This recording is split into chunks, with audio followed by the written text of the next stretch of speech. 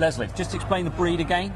Right, this is a Bowmont sheep. A Bowmont. Yes. Okay. And this was bred 25 years ago by the Macaulay Institute in Scotland. And the Macaulay Institute was a government-funded research institute. Oh, yes. And their remit really was to produce a fine-wooled sheep that would be suitable for the Scottish hill farmer to run in Scottish conditions. Yes, yes. Saxon Merino was the finest type of Merino.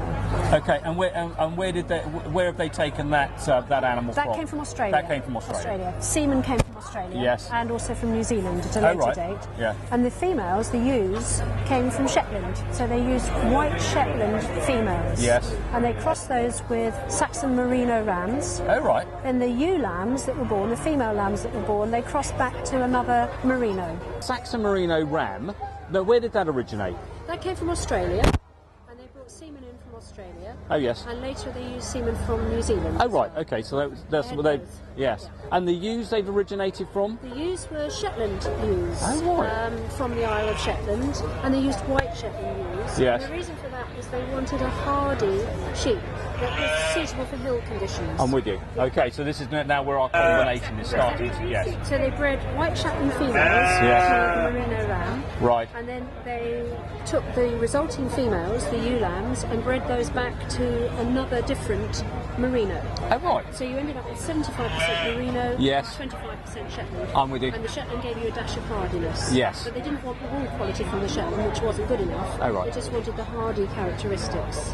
So they then spent 25 years refining the wool quality to produce a top quality wool between 15 and 20 microns. That's what they were after. Oh, right. So this is where we need to be, between 15 and 20. That's right. Yeah. My sheep actually are now down to 14 to 19. So all right. Would you know what would be the statistics, say, on sheep in general? Varies enormously. We have the biggest range of sheep breeds in the world in the UK. So we range from everything from a fine Shetland, yes, which is running about 24 microns. Yes. And above. Okay. Yes. And then you go right the way through to Herdwick, which is so coarse it's almost unmeasurable. Oh, right. Okay, well, that's interesting. But there's a use for every wool. Yes. You see? Yes. So, Herdwicks you can use for wonderful carpets and rugs. Yes. Shetland you'll use for knitwear. Right. But the Bowmont you use for something else. That's even finer than the finest Shetland. Okay, so now just refresh my memory. On the Bowmonts, what is the range again? The range they were after was 15 to 20. But my sheep I've managed to get down to 14 to 19. Oh, so fabulous. that's even finer. Yes. Yeah. Now, a typical use for the wool that's produced. Right. Well, all my wool goes to a commercial company who produce the finest wool undergarments for sportswear, and also a range of beautiful wool hats and scarves. So very fine wool. And the key to this is a professional product for a professional job, isn't it? Exactly. It's fit for purpose, and the purpose is to keep you warm in extreme conditions. Yes. It's a climate control product, and it's very good for wicking away moisture. It keeps you cool when it's warm and warm when it's cold. Yeah. It's perfect. That's exactly what it does on the sheep. Yeah. Keeps the sheep insulated, so it keeps the heat out and the cold out. Okay, let's just step back. We had a 25-year program going with how many breeding ewes did they have at that time? They had about 400 breeding ewes right at the end of the project. Yeah. Okay, and the demise of the product, the Macaulay Institute in Scotland decided to reinvent itself as a consultancy organisation and not as a research institute.